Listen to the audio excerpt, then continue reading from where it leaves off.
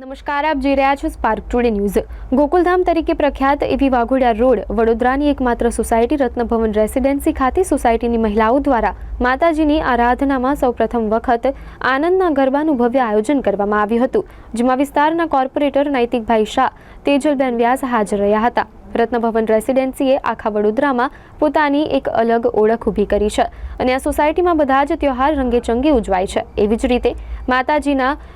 ચૈત્ર નવરાત્રિ માટે જ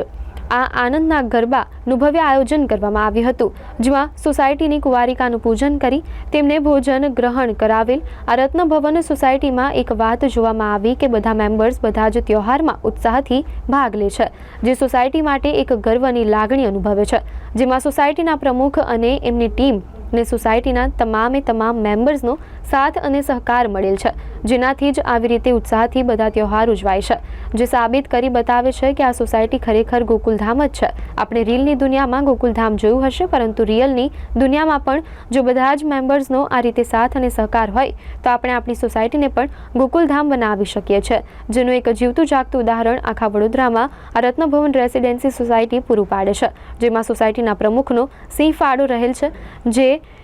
જેઓ બધાને સાથે રાખીને જ કામ કરે છે।